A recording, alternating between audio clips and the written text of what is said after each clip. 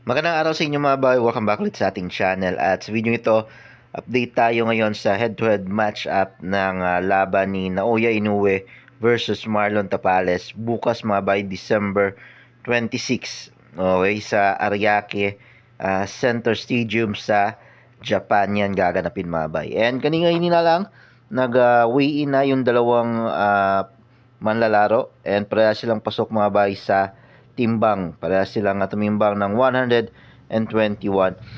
pounds. So, unified fight pala ito mga bay, no? So, meron dalawang titulo si Marlon Tapales and ganon din si Naoya Inoue. So, himayin natin yun mga bay kung sino nga bang lamang sa dalawa pagdating sa tail of the tips ng dalawang fighter. Okay? So, narito yung head-to-head nila mga bay. Okay? Yung stats nila. So, edad, 30 years old si Naoya Inoue, samantalang 31 years old naman si Marlon Tapales. Okay?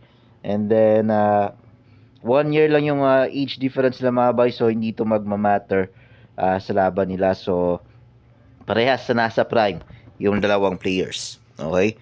So, sa debut naman, nag-debut si Naoya Inoue October 2, 2012 and ito namang si Tapales is July 18, 2008. So in terms of experience, lamang itong si Marlon Tapales. Okay?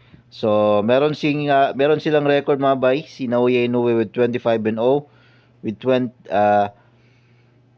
20 title fights, samantalang 37-3 win-loss record naman itong si Marlon Tapales with 2 title fights. So etong kalaban niya kay Inoue yung magiging pangatlong title fight niya and unification fight pa.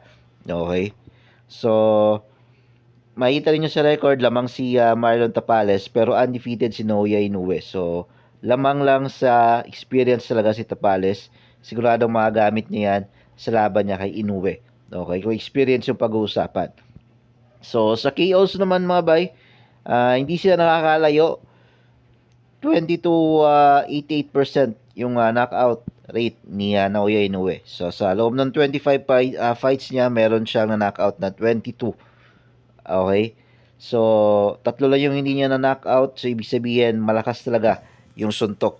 Okay? Or yung punching power nito si Naoya Inoue. Samantalang dito naman kay Marlon Tapales mga bay, sa 39 fights niya, 18 yung knockout niya. Yung KO percentage is 45%, so medyo mababa. So ibig sabihin nito, hindi isang knockout puncher or power puncher itong si Marlon Tapales. So mostly ng mga labans niya is nag-goes the distance talaga.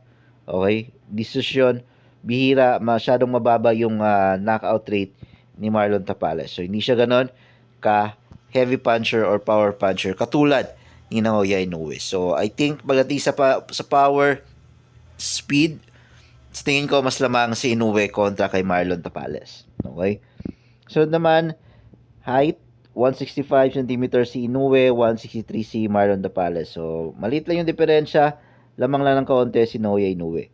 Pagdating naman sa reach, eto, 171 cm si Tapales at si Inoue. So, tabla lang sila pagdating sa reach. Okay? Sa ape index, 6 cm kay Inoue, 8 cm naman kay Marlon Tapales. Yung stance nila magkaiba.